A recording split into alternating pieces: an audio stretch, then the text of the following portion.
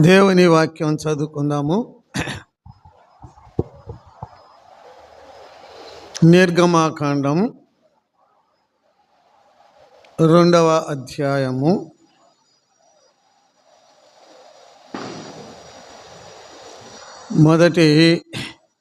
2 వచనాలు చదువుకుందామండి.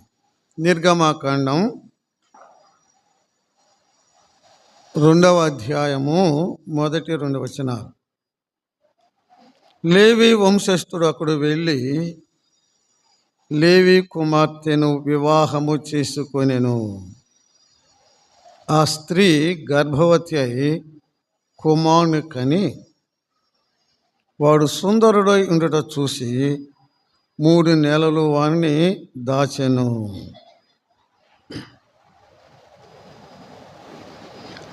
తొమ్మిదవ వచనం. ఫరో కుమార్తె ఆమెతో, ఈ బిడ్డను తీసుకొని పోయి నా కొరకు వానికి పాలిచ్చి పెంచము, నేను నీకు జీతమిచ్చేదనని చెప్పగా ఆ స్త్రీ ఆ బిడ్డను తీసుకొని పోయి పాలిచ్చి పెంచాను. 3వ అధ్యాయము 1 వచనమండి. మోషే మిద్యాను యాజకుడైన యిత్రో అను తన మామ మందను మేపుచు ఆ మందను అరణ్యం అవతలకు తోలుకొని దేవుని పర్వతమైన హోరేపుకు వచ్చాను. ఒక పొద నడిమిని అగ్ని జ్వాలలలో యెహోవా దూత అతనికి ప్రత్యక్షమాయను. అతడు చూసినప్పుడు అగ్ని వలన ఆ పొద మండుచుండాను, కానీ పొద కాలిపోలేదు.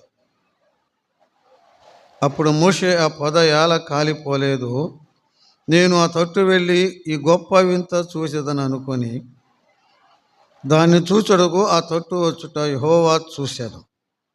దేవుడు ఆ పొద నడుమ నుండి మోషే మోషే అని అతనిని పిలిచెను.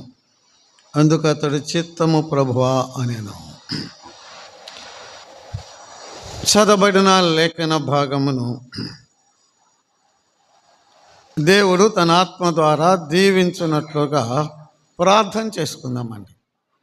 మహిమగల మా తండ్రి, మా ఆరాధన దైవమా, మా ప్రభు అయిన యేసుక్రీస్తు యొక్క తండ్రి అయిన దేవా, నీ పాదములకు వందనములు స్తోత్రములు చెల్లిస్తున్నాం. నీ సన్నిధిలో ప్రార్థించిన విధముగా ఈ కూడికలలో 3వ దినమున ఉదయకాలమునకు మమ్మను సమకూర్చినందులకై స్తోత్రములు చెల్లిస్తున్నాం. ఇంతదనుక మీ దాసుని నిలిపి మీరిచ్చిన శ్రేష్టమైన సందేశముకై స్తుతులు చెల్లిస్తున్నాం. ఇంకా మీ దాసుని ముందు కాలములో సంఘాల క్షేమం కొరకు బలముగా వాడుకొనమని ప్రార్థన చేస్తున్నాము తండ్రి. మీ వాక్యమును చదువుకొని ఉన్నాము. మీ వాక్యము ద్వారా, మీ ఆత్మ ద్వారా మాతో మాట్లాడండి. మమ్మను దిద్దండి, మమ్మను సరిచేయండి. మాకు ఉజ్జీవము పురుకొల్పు దయచేయండి. అన్నిటిలో నీ ప్రియకుమారుడైన క్రీస్తు ప్రభువుని హెచ్చించమని మహిమ ఘనత ప్రభావములు మీకే చెల్లిస్తూ మా ప్రభువును మా రక్షకుడైన యేసుక్రీస్తు నామమున స్తోత్రములు చెల్లించి ప్రార్థన చేయుచున్నాము తండ్రి. ఆమేన్. దేవునికి స్తోత్రం చెల్లిస్తున్నాము. దేవుని యొక్క మహాకృపను బట్టి ఈ సభలలో 3వ దినమున ఉదయకాల కూడికకు మనమంతా చేరిరా కలిగి ఉన్నాం. అందుకు దేవునికి స్తోత్రములు చెల్లిస్తున్నాం. దేవుడు తన దాసుని బలపరచి చాలా శ్రేష్టమైన సందేశము దేవుడు మనకు అనుగ్రహించారు. అందుకు దేవునికి స్తుతులు చెల్లిస్తున్నాం. పాపులమైన మనలని పరిశుద్ధులుగా దేవుడు చేశాడు. ఆయన రక్తములో కడిగి పవిత్రులుగా మనం చేశాడు. పవిత్రులుగా చేసిన మనల్ని శిలువ మీద దొంగ వలె ఆ రోజే ఆయన వెంట తీసుకెళ్తే మనకేం బాధ ఉండేది కాదు. కానీ తీసుకెళ్ళలేదు. మీరు ఇక్కడే ఉండమన్నాడు, నాకు సాక్షులుగా ఉండమన్నాడు. ఇక్కడ ఉంచి వెళ్ళాడు. ఎందుకు?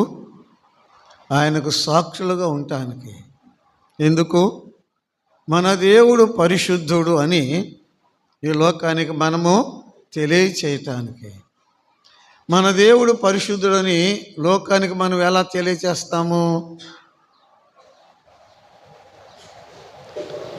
అదే సమస్య. మనము పరిశుద్ధంగా జీవించడం ద్వారా వీళ్ళ దేవుడు పరిశుద్ధుడు అని లోకం తెలుసుకుంటుంది. అందుకే యేసయ్య నిన్ను నన్ను ఇక్కడ ఉంచిపోయాడు. లేకపోతే నమ్ముకుని వెంటనే తీసుకెళ్ళేవాడే. క్రీస్తు సాక్షిగా జీవిద్దాం, ప్రభువుకు మహిమ తీసుకొద్దాం. దేవునికి స్తోత్రములు చెల్లిస్తున్నాం. ఇప్పుడు మనం చదువుకున్న లేఖన భాగము నిర్గమాకాండం 2వ అధ్యాయంలో కొన్ని వచనాలు, 3వ అధ్యాయంలో కొన్ని వచనాలు మనం చదువుకున్నాం. అంశం ఏంటంటే మోషే పుట్టుక, రెండవది మోషే తర్బేదు, మూడవది మోషే యొక్క పిలుపు. ఒకటి ఏంటండి? మోషే యొక్క పుట్టుక, మోషే పుట్టుక, మోషే తర్బేదు, మోషే పిలుపు. చూడండి 2వ అధ్యాయము 1వ వచనం. లేవి వంశస్థుడు ఒకడు వెళ్ళి లేవి కుమార్తెను వివాహము చేసుకొనెను. ఆ స్త్రీ గర్భవతి అయి కుమారుని కనెను. వాడు సుందరుడు చూసి 3 నెలలు వాని దాచిపెట్టాను. చాలండి. లేవి వంశస్థుడు ఒకడు వెళ్ళి లేవి కుమార్తెను వివాహము చేసుకొనెను. మోషే పుట్టుక కింద మరలా 3 అంశాలుగా ధ్యానం చేద్దామండి. మోషే ఎప్పుడు పుట్టాడు? రెండవది మోషే ఎవరికి పుట్టాడు? మూడవది మోషే ఎందుకు పుట్టాడు? 3 అంశాలండి. మోషే ఎప్పుడు పుట్టాడు? రెండవది మోషే ఎవరికి పుట్టాడు? మూడవది మోషే ఎందుకు పుట్టాడు? అపోస్తుల కార్యములు చదివి సహాయం చేస్తాయా? అపోస్తుల కార్యములు 7వ అధ్యాయం అండి. అపోస్తుల కార్యములు 7వ అధ్యాయం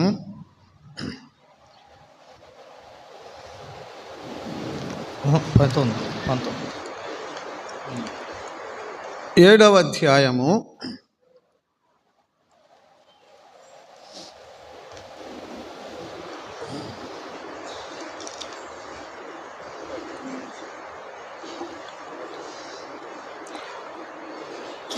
17వ వచనం నుండి. అయితే 7వ అధ్యాయము 17వ వచనం నుండి. అయితే దేవుడు అబ్రహామునకు అనుగ్రహించిన వాగ్దాన కాలము సమీపించిన కొలది. దేవుడు అబ్రహామునకు, చదువయ్యా, దేవుడు అబ్రహామునకు అనుగ్రహించిన వాగ్దాన కాలము సమీపించిన కొలది ప్రజలు ఐగుప్తులో విస్తారముగా అభివృద్ధి నొందిరి. తుదకు యోసేపును ఎరుగని వేరొక రాజు ఐగుప్తు నేలను ఆరంభించెను. ఇతడు మన వంశస్థులే కఠినముగా ప్రవర్తించెను. తమ శిశువులు బ్రతకకుండా వారిని బయటకు పారవేయవలెనని మన పితరులను బాధ పెట్టాను. ఆ కాలమందు మోషే పుట్టెను. ఏ కాలమందు? ఆ మాట చెప్పండి. ఏ కాలమందు? ఆ కాలం. మోషే ఎప్పుడు పుట్టాడో మనం చూస్తున్నాం. ఆ కాలమందు మోషే పుట్టాను. ఆ కాలం అంటే దేవుడు అబ్రహాముతో చేసిన వాగ్దానము నెరవేరే కాలము సమీపించింది. ఇవన్నీ కావాలంటే ఆదికాండం 15వ అధ్యాయములు ఉంటుందన్నమాట. ఇక ఎన్ని మనం ఇప్పుడు చదవక్కర్లేదు. ఆదికాండము 15వ అధ్యాయంలో దేవుడు వాగ్దానం చేస్తాడు, నీకు ఈ దేశాన్ని నీకు నీ సంతానానికి ఇస్తా, వారు తమది కాని దేశంలో పరవాసులుగా ఉంటారు, తర్వాత వారిని నేను ఇక్కడికి తీసుకుని వస్తానని దేవుడు అబ్రహాముతో వాగ్దానం చేశాడు. అదే అబ్రహాముతో దేవుడు వాగ్దానం చేసిన కాలము నెరవేరటానికి సమీపించినప్పుడు ఆ కాలములో మోషే పుట్టాడు. యోసేపును ఎరగని వేరొక రాజు ఐగుప్తుని ఏలుతున్నప్పుడు మోషే పుట్టాడు.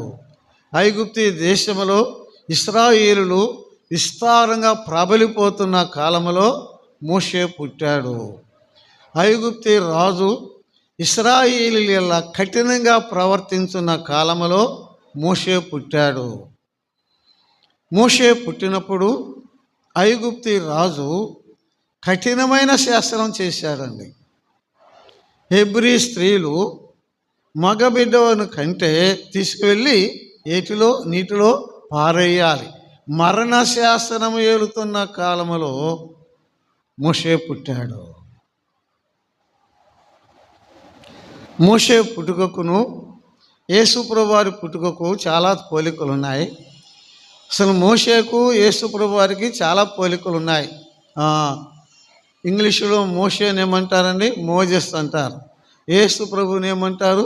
జీసస్. Moses, Jesus. మోషే పుట్టినప్పుడు ఇశ్రాయేలులు ఐగుప్తు దేశంలో దాసులుగా ఉన్నారు. యేసు ప్రభువారు పుట్టినప్పుడు ఇశ్రాయేలీలు రోమీలకు దాసులుగా ఉన్నారు. అప్పుడు దాసులుగానే ఉన్నారు, ఇప్పుడు దాసులుగానే ఉన్నారు. మోషే పుట్టినప్పుడు ఆ కాలంలో ఫరో రాజు మరణశాసనం చేశాడు, మగపిల్లల్ని చంపివేయమని కదండి. యేసుప్రభువారు పుట్టిన తరువాత ఏ రోజు కూడా ఏం చేశాడండి? మగబిడ్డల్ని చంపివేయమని ఆజ్ఞను వేశాడు. అలాగున కొన్ని చాలా పోలికలు ఉన్నాయి మోషేకు యేసుప్రభువారికి. ఎప్పుడు పుట్టాడో మనం చూసామండి. వాగ్దాన కాలము సమీపించినప్పుడు, అంటే దేవుడు అబ్రహాముతో చెప్పాడన్నమాట, నీ సంతానం ఐగుప్తుకి వెళతారు, అక్కడ దాసులుగా ఉంటారు, ఆ తరువాత వారిని నేను ఇక్కడికి మరలా ఈ కానాను దేశానికి తీసుకుని వస్తా అని వాగ్దానం చేసిన కాలము నెరవేరటానికి సమీపిస్తున్న కాలములో మరణశాసనము ఏలుతున్న కాలములో మోషే పుట్టాడు. ఆ కాలములో మోషే పుట్టాడు. మరి ఈ కాలంలో ఎవరు పుట్టారు? మనమేగా. ఈ కాలంలో ఎవరు పుట్టారు చెప్పండి? ఈ కాలంలో మనం పుట్టాం. ఏదో ఉన్నది అంటూ అట్లా అడుక్కోవటం లేదు, దానికి తర్వాత ఏదో ఉన్నదన్నమాట. ఆ కాలంలో మోషే పుట్టాడు. ఈ కాలంలో నీవు నేను పుట్టాము. ఎవరికి పుట్టాడు చూడండి, 2వ అధ్యాయం 1వ వచనమే. లేవి వంశస్థుడు ఒకడు వెళ్ళి లేవి కుమార్తెను వివాహం చేసుకొనెను. ఆ స్త్రీ గర్భవతి కుమారుని కనెను. లేవి వంశస్థుడు ఒకడు వెళ్ళి లేవి కుమార్తెను వివాహము చేసుకున్నాడు. అలాగైతే మోషే తండ్రిది లేవి వంశము, మోషే తల్లిది కూడా లేవి వంశమే. లేవి వంశస్థుడు వెళ్ళి లేవి కుమార్తెను వివాహము చేసుకొనెను. 6వ అధ్యాయము 20వ వచనములో వారి పేర్లు ఉంటాయండి. 6వ అధ్యాయము. అమ్రాము తన మేనత్త అయిన యోకేబేదును పెళ్లి చేసుకుని. ఎవరు? అమ్రాము తన మేనత్త అయిన యోకేబేదును పెళ్లి చేసుకొని. తండ్రి పేరు ఏం పేరు? అమ్రాము. తల్లి పేరు యోకేబేదు.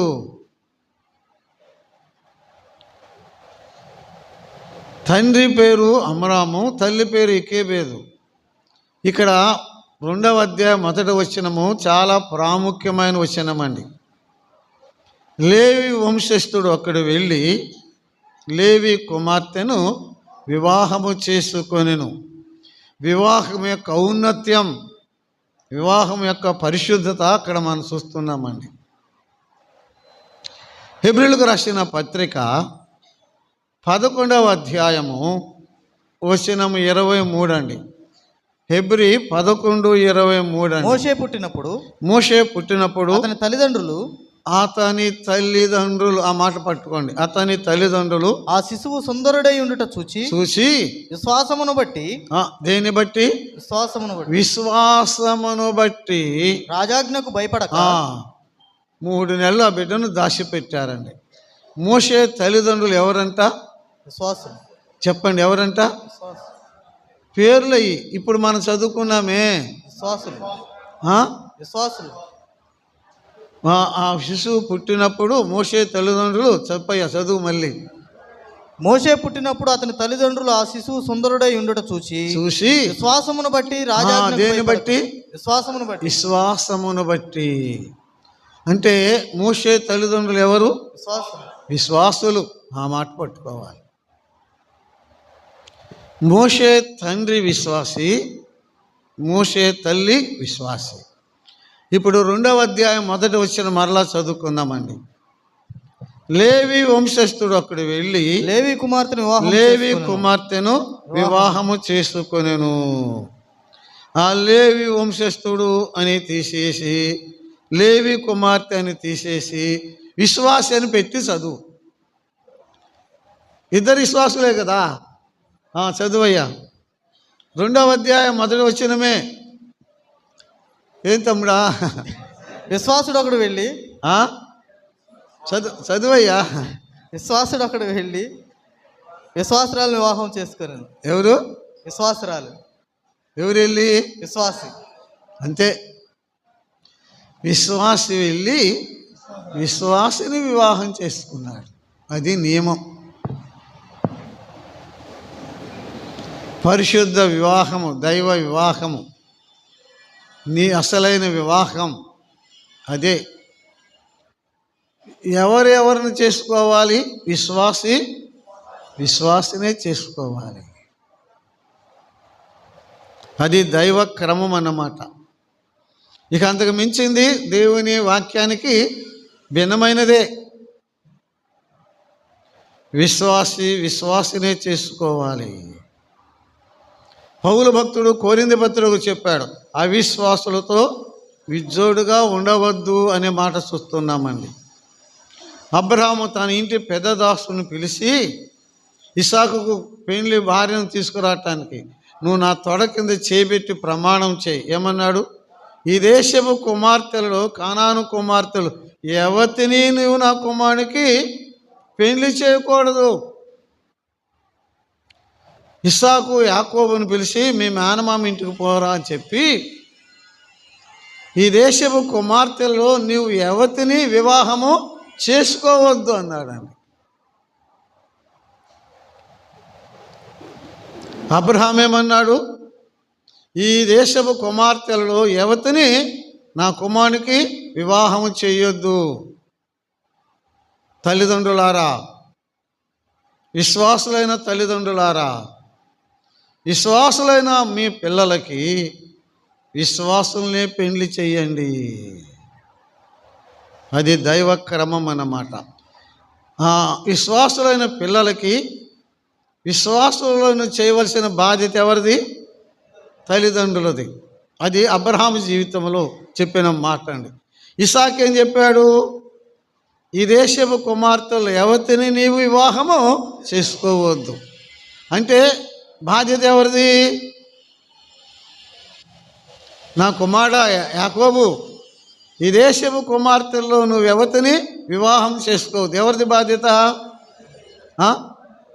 తండ్రిది కాదు, పెళ్లి చేసుకునే పెళ్లి కొడుకుది.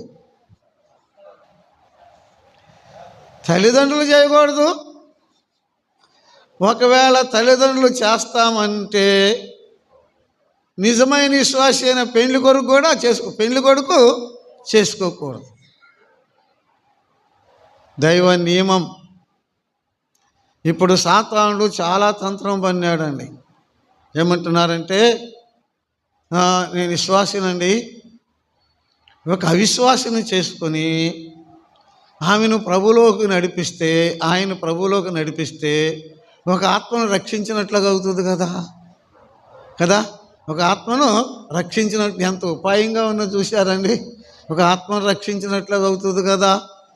కాబట్టి ఒక విశ్వాసిని చేసుకుంటా ఆమెని లేకపోతే ఆయన్ని నేను ప్రభులోనికి నడిపిస్తా, తప్పేమిటి అని అంటున్నారండి.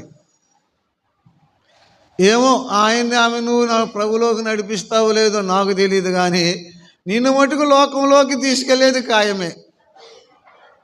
నువ్వు అటు వెళ్ళాల్సిందే, ఇటు రావు. చాలా వరకు 100% అని అటు వెళ్ళటమే ఖాయం, ఇటు రాదు, కష్టం. అటువంటి ప్రశ్న డిఎల్ మూడీ గారు ఆ వాక్యం చెప్తుంటే ఒక అమ్మాయి లేచి, అక్కడ మీరు చెప్పేది రాంగ్ అండి, నేను విశ్వాసినండి, ఒక అవిశ్వాసిని చేసుకుని విశ్వాసిగా మారుస్తా, ఒక ఆత్మను సంపాదిస్తా, నువ్వు చెప్పేదంటే నేను ఒప్పుకోను అన్నదంట అండి. సరేనమ్మా రా, దగ్గరికి రమ్మన్నాడు, టేబుల్ దగ్గరికి రమ్మన్నాడంట.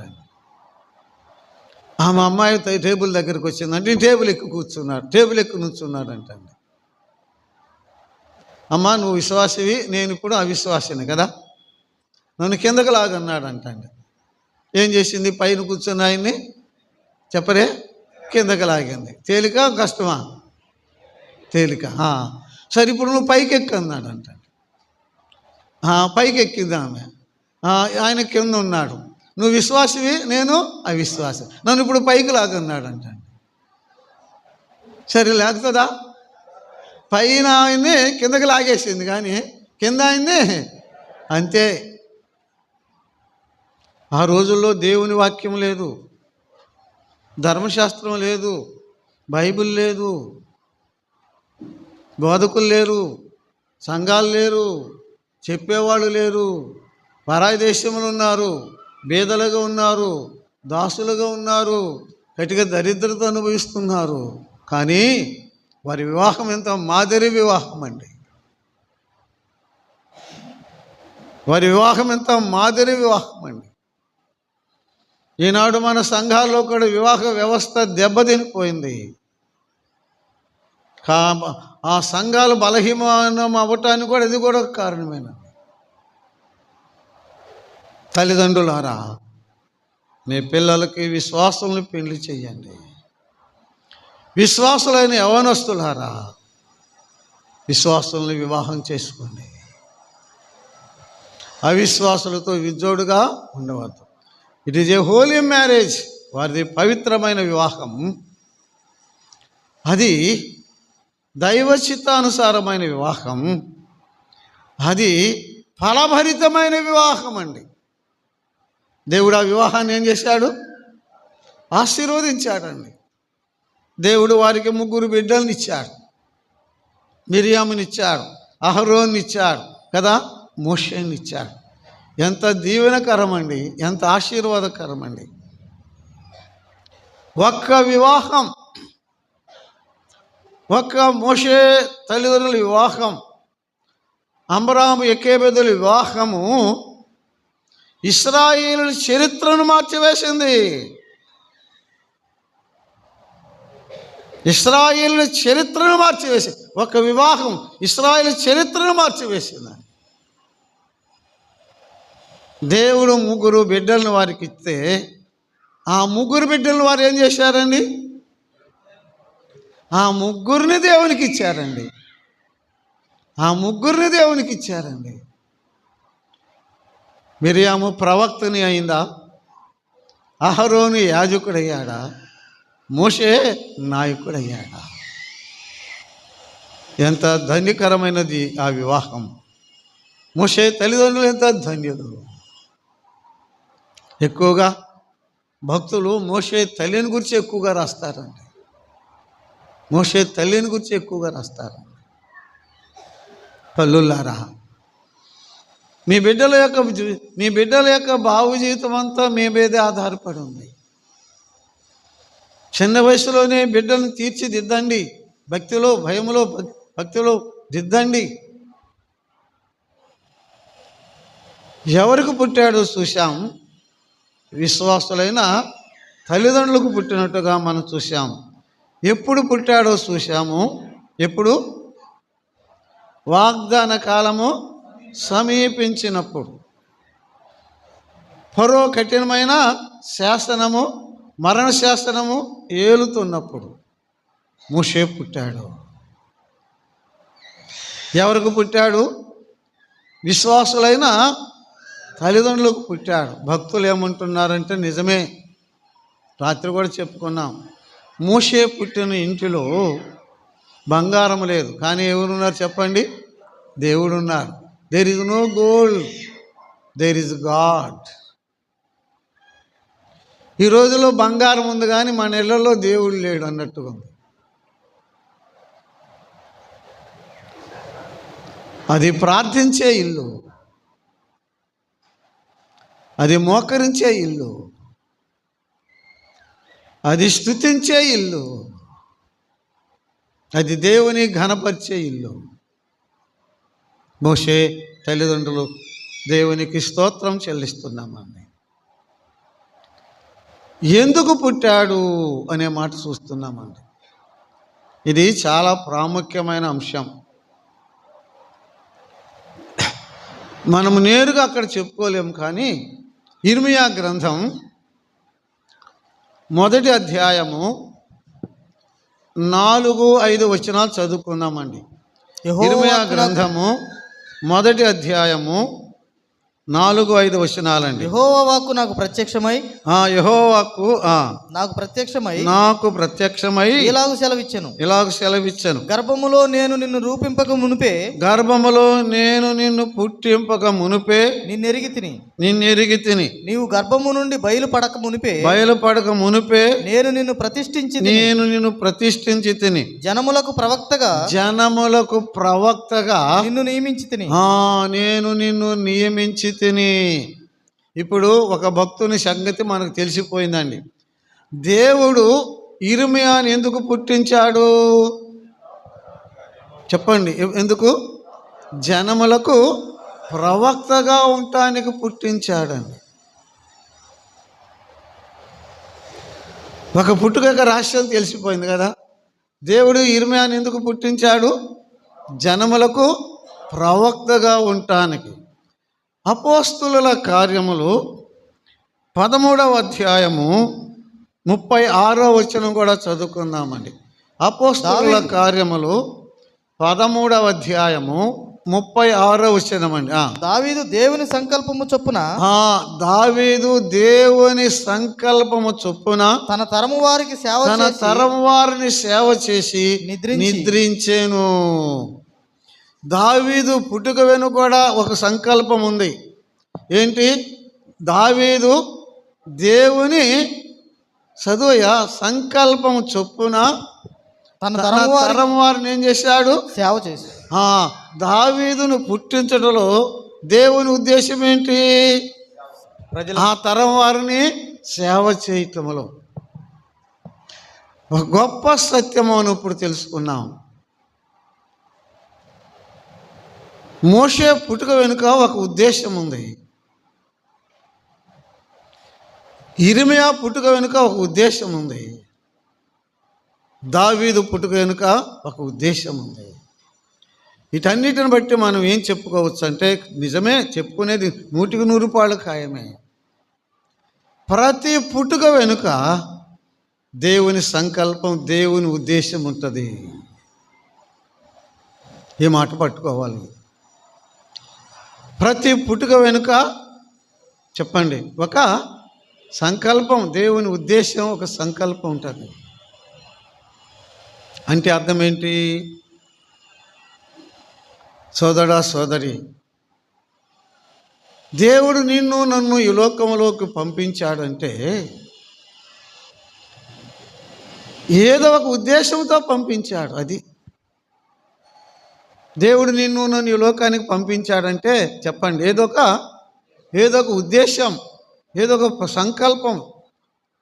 ఉన్నది నీ పట్ల నా పట్ల. ఆ మాట పట్టుకో చాలండి. 100 సార్లు చెప్తా ఈ మాట. ఏ వ్యక్తిని ఒట్టిగా ఈ లోకానికి దేవుడు పంపడు. ప్రతి పుట్టుక వెనుక దేవుని సంకల్పం ఉంటుంది, దేవుని ఉద్దేశం ఉన్నది.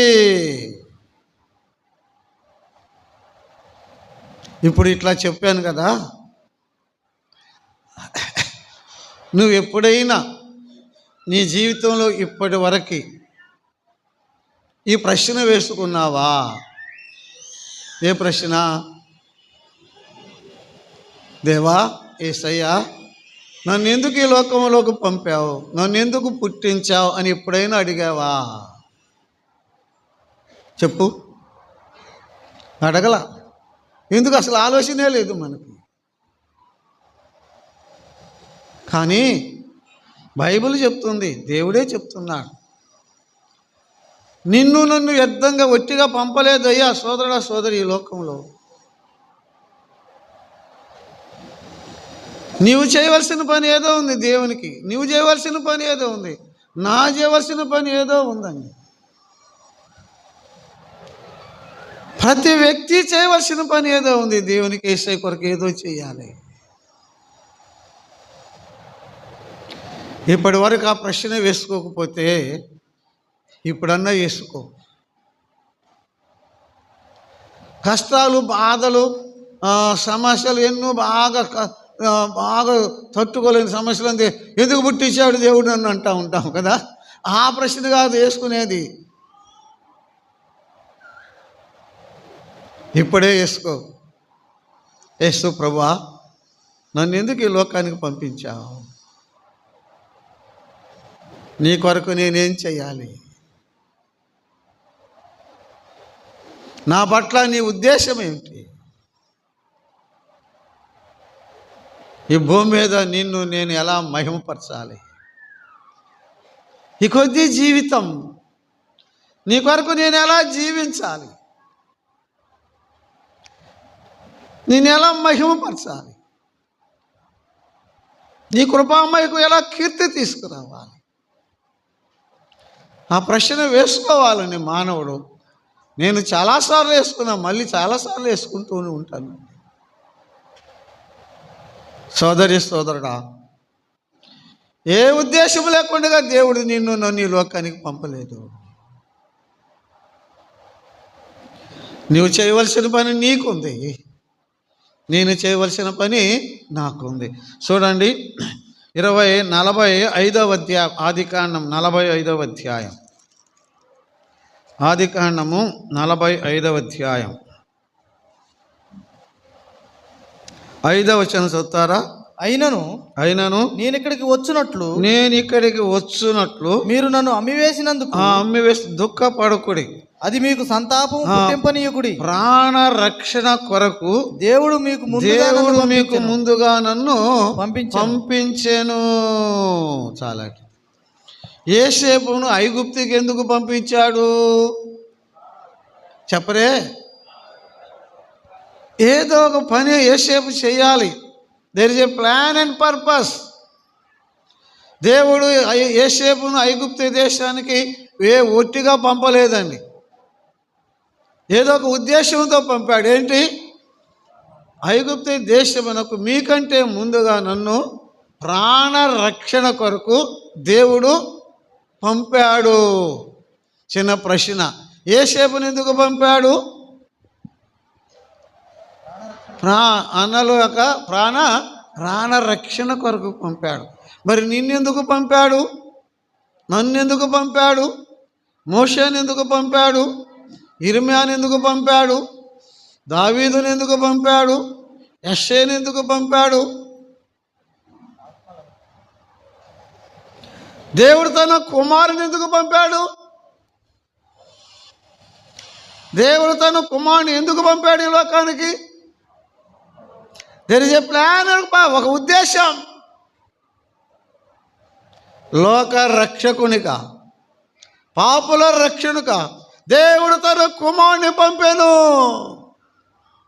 క్రీస్తు ప్రభు యొక్క పుట్టుక వెనుక ఒక గంభీరమైన ప్రణాళిక ఉన్నది, ఉద్దేశం, సంకల్పం ఉన్నది.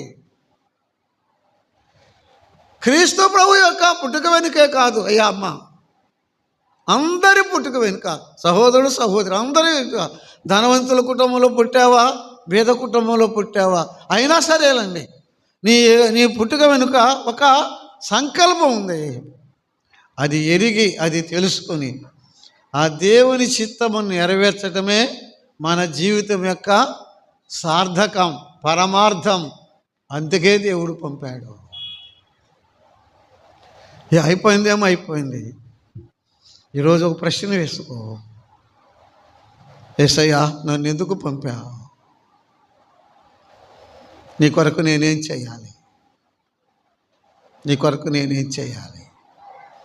ఈ భూమి మీద ఉంచినందుకు, నన్ను పుట్టించినందుకు, నా ఆయుష్షు పొడిగించినందుకు, ఈ సంవత్సరంలో ఒక నూతన సంవత్సరం కూడా ప్రవేశపెట్టినందుకు నీ కొరకు నేను ఎలా జీవించాలి? నా పని ఏంటి? నేనేం చేయాలని ప్రతి ఒక్కరం ప్రశ్న వేసుకుని దేవుని చిత్తానుసారంగా జీవించి, దావీదు వలె, దావీదు ఆ తరం వారిని ఏం చేశాడండి? సేవించి నిద్రించాడు. అంతే. సరే, ఇక ఎన్నో తెలుసుకోలేకపోయినా ఎందుకు పుట్టించాడంటే నిన్ను నన్ను, ఈ తరం వారిని ఏం చేయాలి? మనం సేవ చేయటానికి. ఎందుకు చెప్పండి? సేవ చేయటానికి. యేసయ్య సేవ చేయటానికి, ప్రభు సేవ చేయటానికి పంపించాడు. ఆ చిన్న మాట చాలండి. నువ్వు పాట ద్వారా చేస్తావో, కుటుంబాలు దర్శించడం ద్వారా చేస్తావో, ఆదరించడం ద్వారా చేస్తావో, ప్రేమించడం ద్వారా చేస్తావో, సారిసారిగా దర్శించడం ద్వారా చేస్తావో, సువార్త చెప్పుడు ద్వారా చేస్తావో, ఎలా చేస్తావో నాకు తెలియదు. ఆ చిత్తమును నెరవేర్చి దావీదు దేవుని సంకల్పం ఆ తరం వారిని సేవించి నిద్రించాడు. ప్రభు ఆలస్యమైతే నిద్రిస్తాం, ప్రభు వస్తే వెళ్ళిపోతాం. అప్పటి వరకు పని చేద్దాం. ఎవరి పని? ప్రభువు పని చేద్దాం.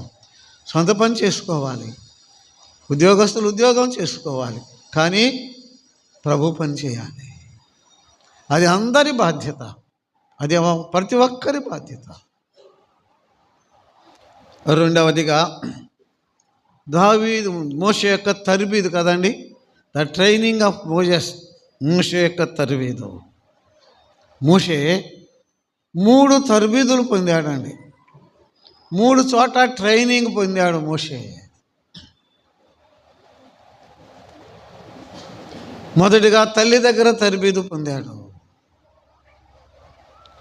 రెండవది ఫరో కుమార్తె దగ్గర తర్బీదు పొందాడు. మూడవది మామ మంద దగ్గర తర్బీదు పొందాడు. 3 విధములైన తర్బీదు పొందాడు మోషే. దేవుడు మోషేను సేవకు పిలిచే ముందు ఈ హ్యాడ్ ఎ ట్రైనింగ్. మోషేకు తర్బీదు ఇచ్చాడు దేవుడు. ఒకటి ఎక్కడ? తల్లి దగ్గర తర్బీదు పొందాడు. రెండవది ఫరో కుమార్తె దగ్గర తర్బీదు పొందాడు. మూడవది మామ మంద దగ్గర తర్బీదు పొందాడు. అప్పుడు దేవుడు మోషేను పిలిచాడనమాట. చూడండి, 2వ అధ్యాయము 9వ వచనం. ఫరో కుమార్తె ఆమె ఈ బిడ్డను తీసుకుని పోయి నా కొరకు పాలిచ్చి పెంచుము, నేను నీకు జీతం ఇచ్చేదని చెప్పగా ఆ స్త్రీ ఆ బిడ్డను తీసుకుని పోయి పాలిచ్చి పెంచెను. ఆ బిడ్డ పెద్దవాడైన తరువాత ఆమె ఫరో కుమార్తె వద్దకు అతను తీసుకుని వచ్చెను. అతడు ఆమెకు కుమారుడాయను. ఆమె నీటిలో నుండి ఇతని తీసితని చెప్పి అతనికి మోషే అని పేరు పెట్టాను. ఈ చరిత్ర మనకు తెలుసు కాబట్టి జమ్ము పెట్టెలో పెట్టి కదండి, ఏటి ఒడ్డున జమ్ములో పెట్టి వెళ్ళిపోయింది ఎవరు? తల్లి. అక్క మిరియామును కాపలా పెట్టి వెళ్ళిందనమాట. దేవుని కార్యాలు ఆశ్చర్యంగా ఉంటాయి. అదే సమయానికి అదే స్థలానికి ఫరో కుమార్తె అక్కడికి స్నానానికి వచ్చింది.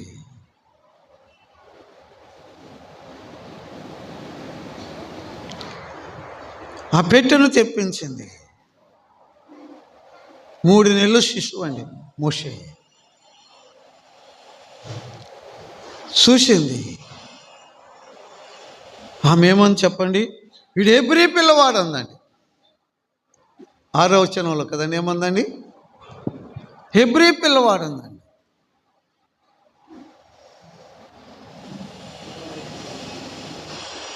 అరే 3 నెలలు పిల్లవాడు హెబ్రీ పిల్లవాడని గుర్తుపట్టిందే.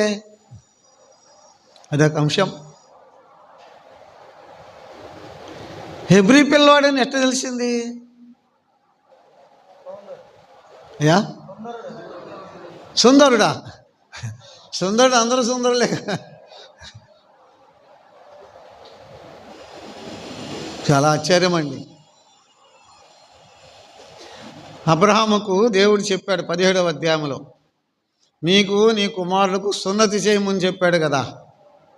7వ రోజున 8వ దినమున ఏం చేయాలి? సున్నతి చేయాలి కదయ్యా. మోషేకు ఏం చేశారు తల్లిదండ్రులు? సున్నతి చేశారు. అది ఒక అసలు కారణం. అదే జబ్బపెట్టులో పెట్టారు. హెబ్రీ స్త్రీలు బట్టలు ఎన్ని ఉంటాయి, అది ఒక కారణం. దేవునికి స్తోత్రం చెల్లిస్తున్నాం. ఆ చిన్న బిడ్డను చూడగానే ఇది హెబ్రీ పిల్లవాడు ఉంది కదా, మరి నిన్ను నన్ను చూడగానే వీళ్ళు విశ్వాసులని ఎవరని అంటున్నారా? వీళ్ళు క్రైస్తవులని ఎవరని అంటున్నారా? బైబిల్ చేత పట్టుకుని వచ్చేటప్పుడు ఎవరు ప్రార్థనకి వెళ్ళేవాళ్ళు అంటున్నారు. అప్పుడు కాదు, ఊరికి వెళ్ళినప్పుడు, పొరుగురు వెళ్ళినప్పుడు, అన్యుల మధ్య ఉన్నప్పుడు వీళ్ళు ప్రార్థనా పౌరులు, వీళ్ళు ప్రార్థనకి వెళ్తారు, క్రైస్తవులు, వీళ్ళు విశ్వాసం అని ఎప్పుడైనా నిన్ను నన్ను చూసి ముఖం చూసి ఎవరని అన్నారా? మోషేను చూడగానే హెబ్రీ పిల్లవాడు ఉన్నాడు. ఆలోచన చేసుకో. హెబ్రీ పిల్లవాడు అంది. వీడు హెబ్రీయుడు. తండ్రి ఏం ఆజ్ఞేశాడు? ఆమె తండ్రి మర్చిపోయిరా. ఆమె తండ్రి ఏం ఆజ్ఞేశాడు? హెబ్రీ స్త్రీ మగబిడ్డను కంటే వీటిలో ఏం చేయాలి? పారేయమని చంపేయమన్నాడు కదా.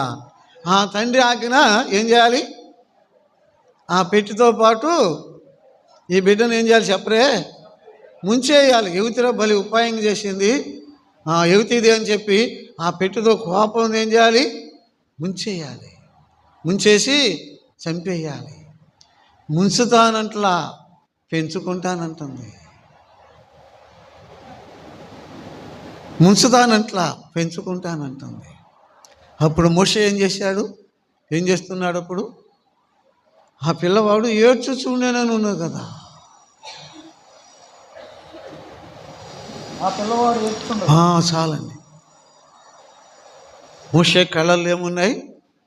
నీరున్నాయి. మోషే కన్నీరు ఫరో కుమార్తె యొక్క హృదయాన్ని జయించిందండి.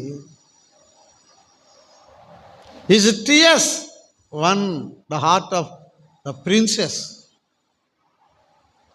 మోషే చిన్న పిల్ల, 3 నెలలు కన్నీటి పిల్ల, ఆ బిడ్డ 3 నెలల మోషే కన్నీరు ఫరో కుమార్తె యొక్క హృదయాన్ని జయించింది.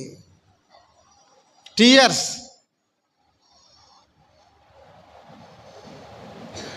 ఇంకో భక్తుడు ఏమన్నాడు తెలుసా? ఆ జమ్ము పెట్టెలో మోషే కార్చిన కన్నీరు ప్రపంచ చరిత్రనే జయించింది అంటున్నాడు. టీయర్స్. కన్నీటికి చాలా ప్రభావం ఉన్నది. Tears have great power. Tears have great power. కన్నీటికి గొప్ప శక్తి, గొప్ప ప్రభావం ఉన్నదండి. ఈనాడు విశ్వాసంలో మనకు కన్నీరు లేదు, సేవకుల్లో కన్నీరు లేదు.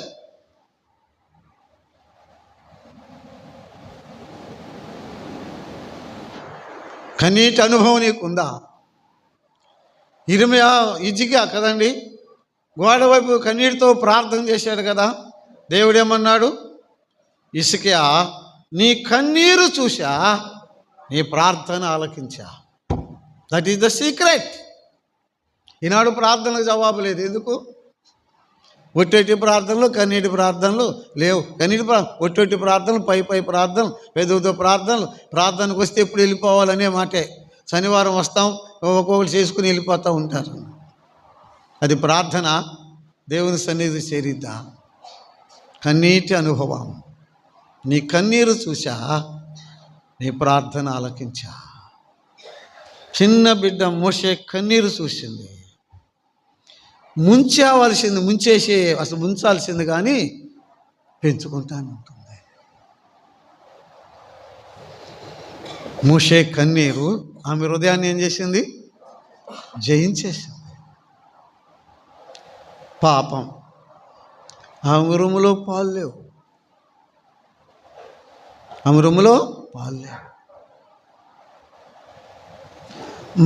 మిరియాము వెళ్ళి, అమ్మా మరి ఈ బిడ్డకు పాలు ఇచ్చి పెంచడానికి ఒక దాదీని తీసుకొచ్చేదాన్ని కదా అండి. అప్పుడు ఫరో కుమార్తె ఏమంది?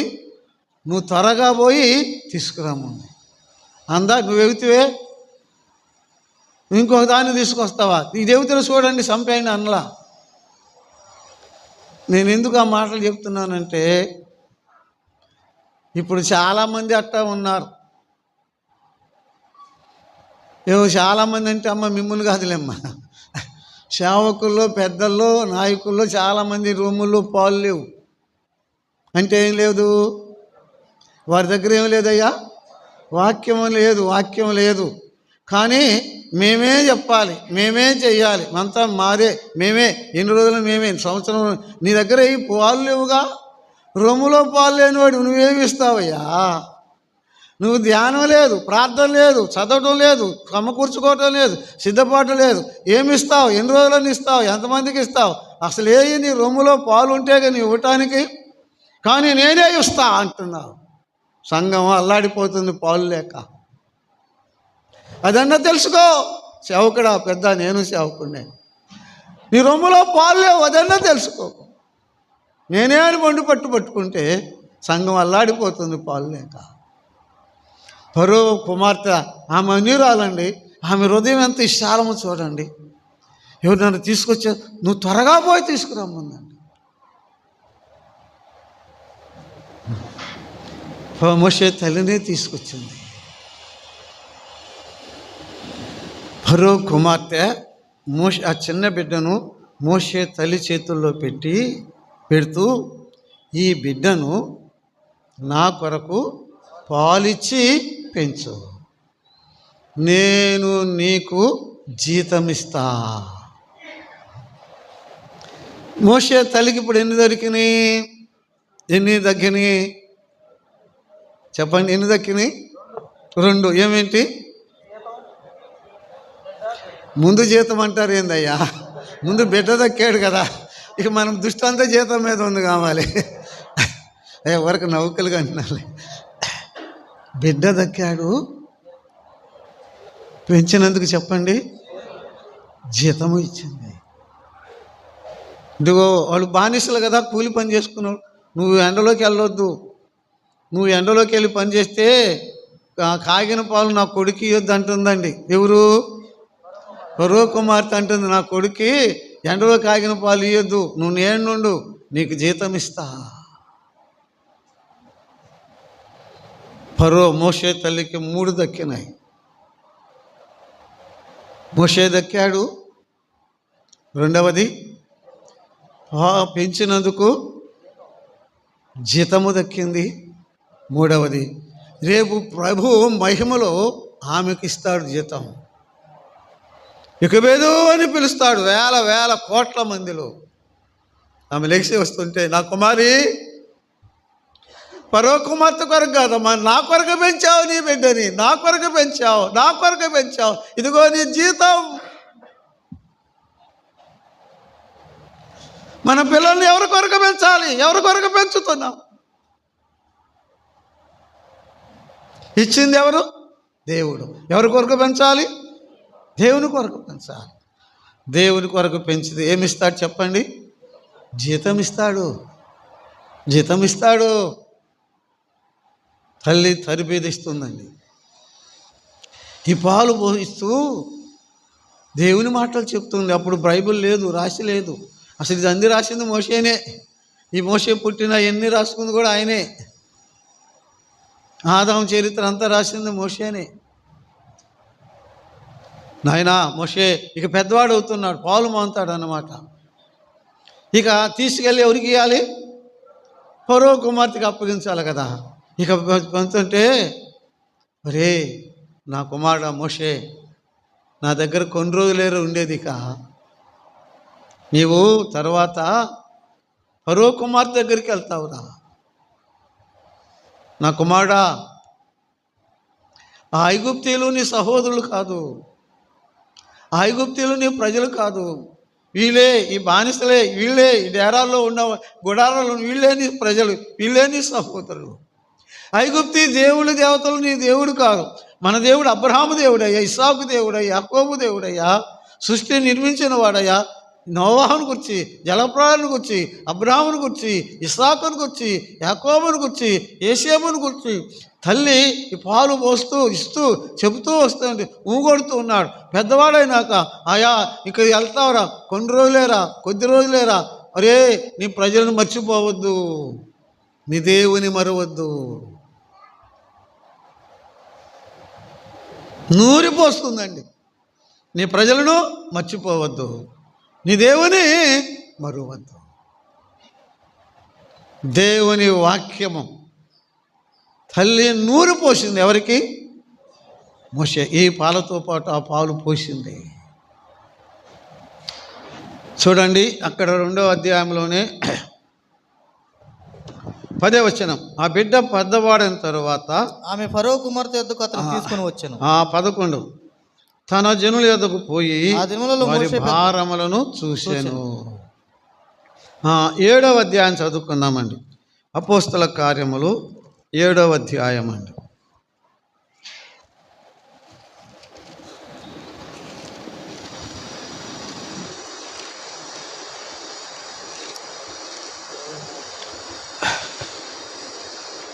ఇరవై 23వ వచనం చదువుతారా? 40 ఏండ్లు నిండవచ్చినప్పుడు, అతనికి 40 ఏండ్లు నిండవచ్చినప్పుడు ఇశ్రాయేలీయులైన ఇశ్రాయేలీలైన తన సహోదరులను చూడవలనని బుద్ధి పుట్టెను.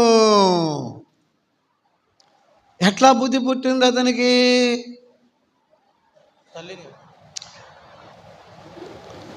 అమ్మా పాలు మాని తర్వాత ఫరో కుమార్ దగ్గర తీసుకెళ్ళి ఇచ్చేసింది కదా.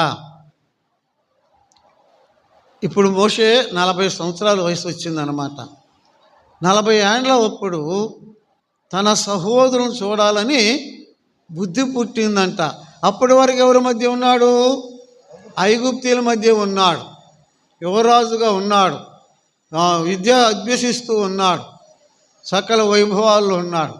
ఒకరోజు అకస్మాత్తుగా జ్ఞాపకం వచ్చిందండి.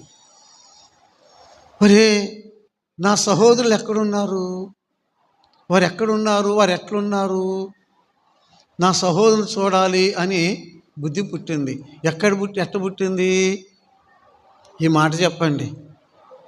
చిన్నప్పుడు తల్లి చెప్పనే, అయ్యా మోషే ఫరో దగ్గరికి వెళ్తావురా, అక్కడ ఉంటావు, కానీ నీ ప్రజలు వాళ్ళు కాదు, నీ ప్రజలు వీడయ్యా.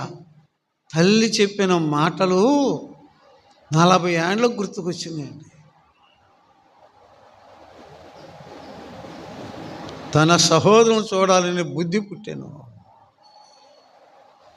ఈరోజు పిల్లల్లో మీరు పాలు పోసి వాక్యం పాలు పోస్తే 30 ఏళ్ళకైనా 40 ఏళ్ళకి 50 ఏళ్ళకైనా గుర్తుకు వస్తుంది. అమ్మా ప్రభు రక్షిస్తాడు బిడ్డలు.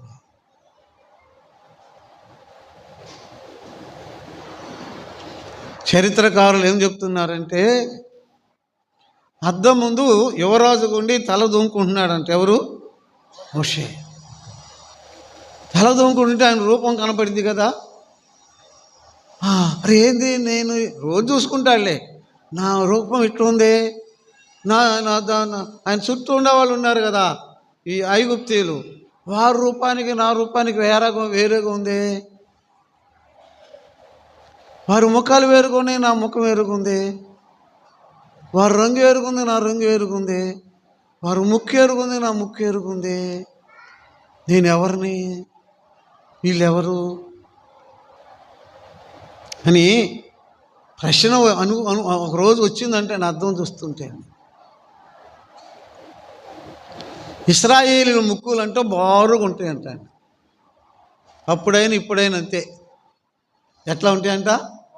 ఇశ్రాయేల్ ముక్కులు బారుగా ఉంటాయి. ఎంఏ ప్రసాదరావు గారు చెప్పారు, ఇశ్రాయేల్ ముక్కులు బారుగా ఉంటాయని.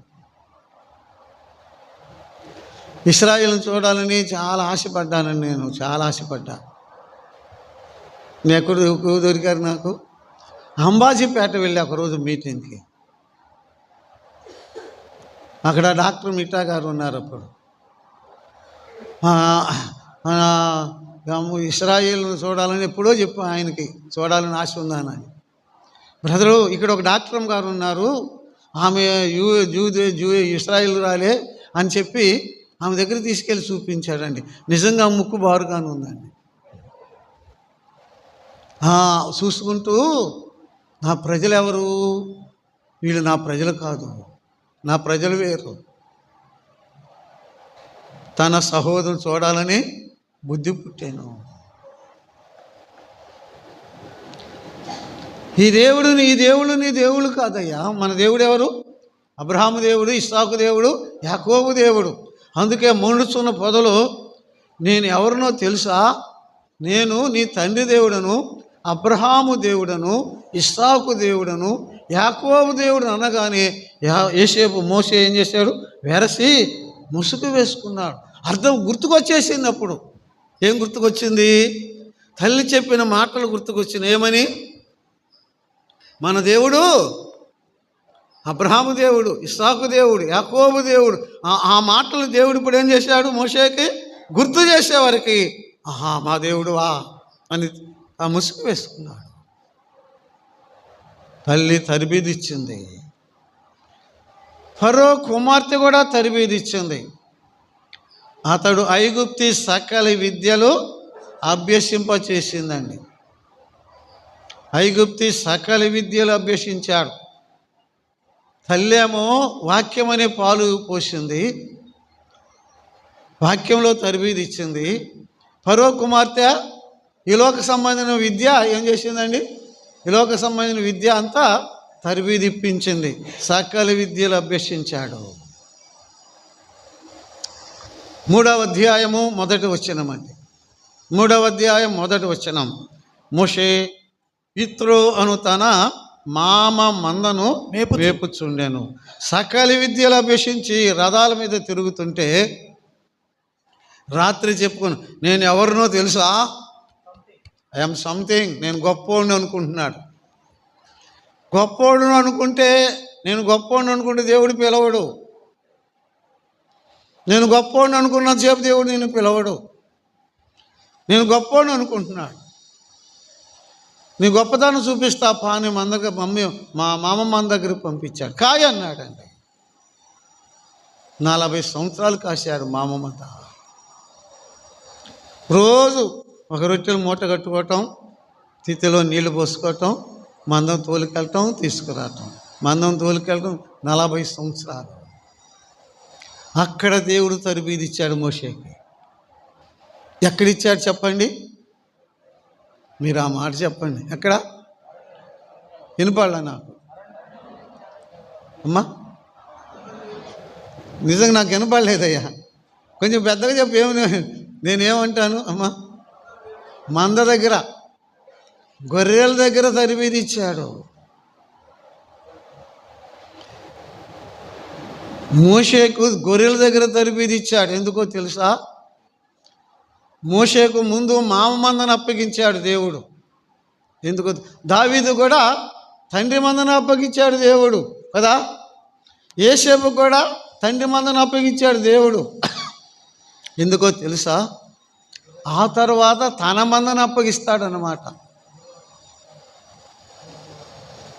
ముందు ఈ మందను గాయి, తర్వాత నా ప్రజలనే మందను నీకు ఇస్తానన్నాడు అనమాట.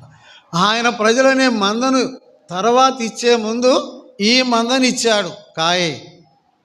ఎంత తరబిదు పొందాడు, ఎంత ఎంత నేర్చుకున్నాడు అనండి. గొర్రెలను కాయటం అంటే సామాన్యమా?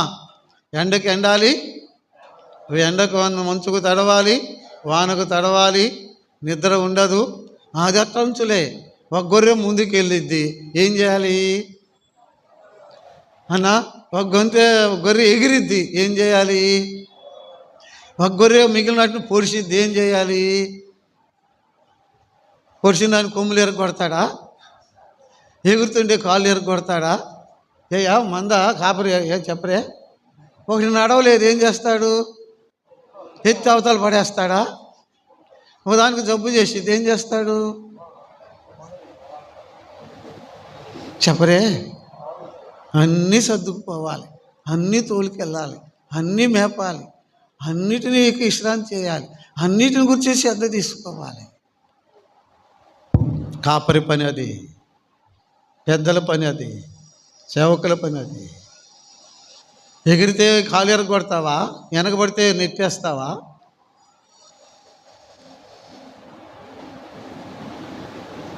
సాత్వికం నేర్పాడు 40 సంవత్సరాలు, ఓర్పు నేర్పాడు 40 సంవత్సరాలు, దీనత్వం నేర్పాడు 40 సంవత్సరాలు, సహనం నేర్పాడు 40 సంవత్సరాలు. మాట వినకపోతే ఎలా చేయాలో వాటిని నేర్పాడు.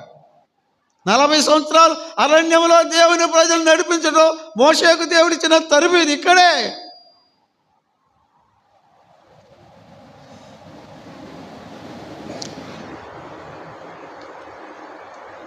ఇప్పటికి ఎన్ని సంవత్సరాలు తరబీదు అయ్యా? 80 సంవత్సరాలు తరబీదు పొందాడు.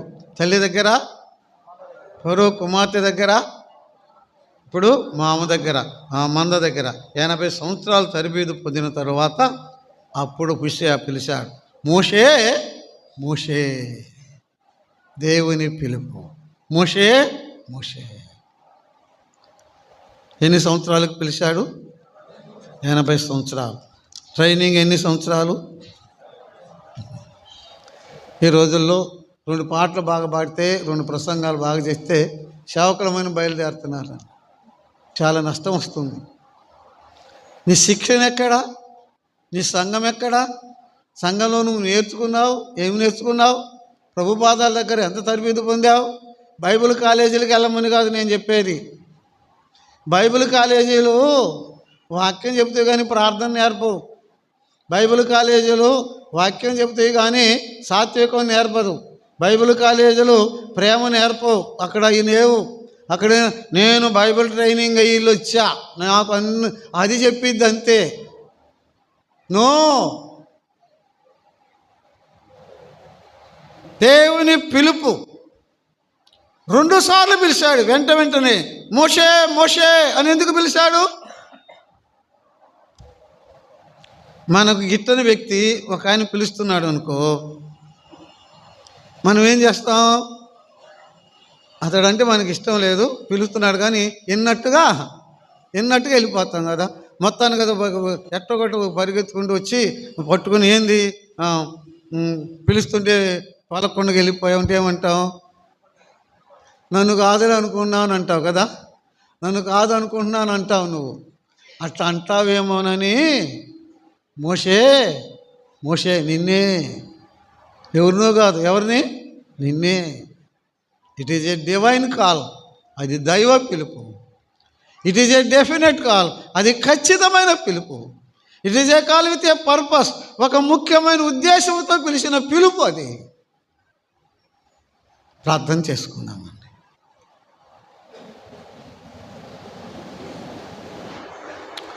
మహిమగల మా తండ్రి, నీ పాదములకు వందనములు స్తుతులు చెల్లిస్తున్నాం. మోషేను పుట్టించావు ఒక ఉద్దేశము నాయన. యేసయ్యా, నీవు కూడా ఈ లోకానికి ఒక ఉద్దేశంతో వచ్చావు. నీ పుట్టుక వెనుక నేడు దావీదు పట్టణమందు మీ కొరకు రక్షకుడు పుట్టి ఉన్నాడు. మా రక్షణ కొరకు నువ్వు వచ్చావు. నీ పుట్టుక అందుకే. మరి నేనెందుకు పుట్టాను? మమ్మల్ని ఎందుకు పుట్టించావు? ఈరోజు మాతో మాట్లాడావు ప్రభువా. ఒక్కొక్కరు ఒక ప్రశ్న, నన్ను ఎందుకు పుట్టించావు ఈ లోకానికి? నన్ను ఎందుకు పంపావు? యేసయ్యా, నీ కొరకు నేనేం చేయాలి?